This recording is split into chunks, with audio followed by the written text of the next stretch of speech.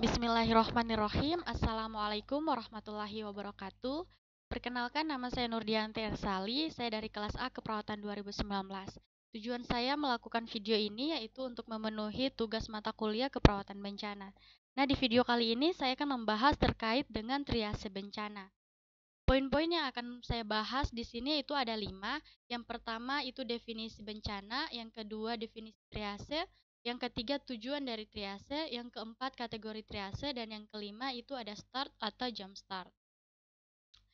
Nah, yang pertama apa itu bencana?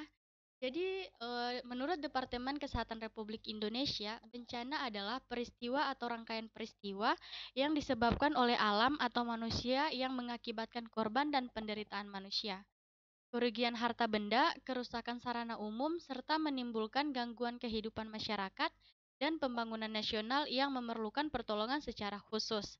Sedangkan menurut WHO, bencana adalah peristiwa yang mengakibatkan kerusakan ekologi, kerusakan kehidupan manusia, serta memburuknya kesehatan dan pelayanan kesehatan yang bermakna sebagai perlu bantuan luar biasa dari luar lokasi bencana. Kemudian, apa yang dimaksud dengan triase bencana? Jadi, triase berasal dari bahasa Prancis, trier, berarti mengambil atau memilih. Adalah penilaian, pemilihan, dan pengelompokan penderita yang mendapat penanganan medis dan evakuasi pada korban kejadian massal atau kejadian bencana. Penanganan medis yang diberikan berdasarkan prioritas sesuai dengan keadaan penderita. Kemudian, apa tujuan dari triase? Jadi tujuannya yaitu untuk memudahkan penolong untuk memberikan pertolongan dalam kondisi korban masalah bencana dan diharapkan banyak penderita yang memiliki kesempatan untuk bertahan hidup. Triase secara umum dibagi menjadi 2, yaitu triase di UGD atau IGD rumah sakit dan triase di bencana. Selanjutnya saya akan membahas terkait dengan kategori triase. Jadi kategori merah ini yang paling emergensi, yaitu dilihat dari indikator respirasi dan status mental atau kesadaran. Jadi dari respirasi dapat dilihat di sini untuk kategori emergensi dia lebih dari 30 kali per menit. Kemudian nadinya CRT lebih dari 2 detik atau nadi perifer tidak terabah dan status mentalnya tidak mengikuti perintah. Kemudian untuk kategori kuning, dia respiratoriknya masih kurang dari 30 kali per menit. CRT-nya juga kurang dari 2 detik dan status mentalnya mengikuti perintah atau sadar. Kemudian untuk triase hijau, si korban dikategorikan hijau jika dia dapat berjalan sendiri. Kemudian untuk triase hitam, ini adalah untuk korban yang meninggal, jadi tidak bernapas, sudah dilakukan jautras atau pembukaan airway, dia masih tidak ada nafasnya atau tidak dikategorikan atau bisa dikategorikan hitam.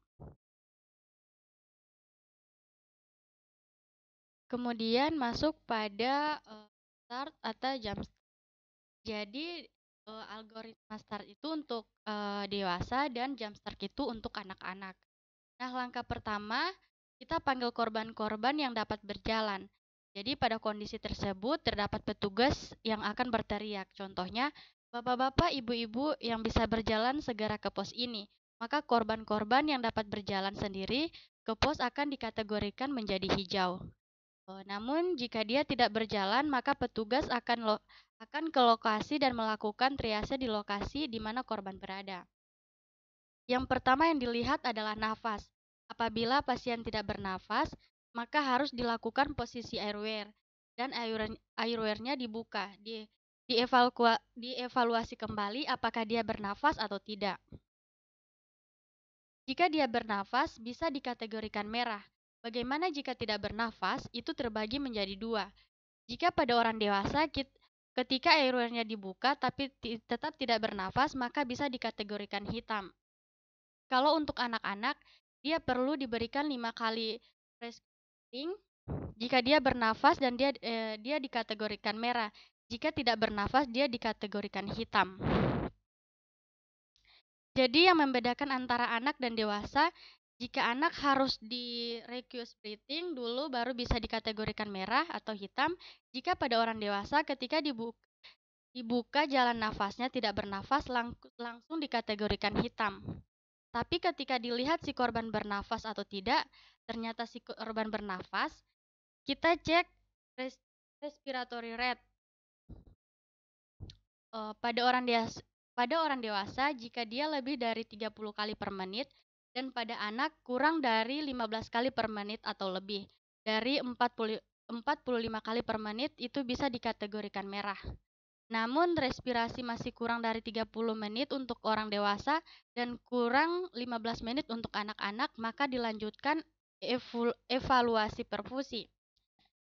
Di perfusi kita lihat CRT dan nadinya. Pada korban yang CRT-nya lebih dari 2 detik, maka dia dikategorikan merah. Apabila dalam perfusi dievaluasi ternyata ada nadi dan CRT-nya kurang dari 2 detik, maka dilanjutkan mengkaji status mental dengan memberikan perintah. Untuk pasien dewasa, jika dia tidak mengikuti perintah, dia dikategorikan merah. Jika mengikuti perintah, dia dikategorikan kuning. Baiklah, itulah penjelasan dari saya. Lebih dan kurangnya saya mohon maaf. Billahi taufiq wal hidayah. Wassalamualaikum warahmatullahi wabarakatuh.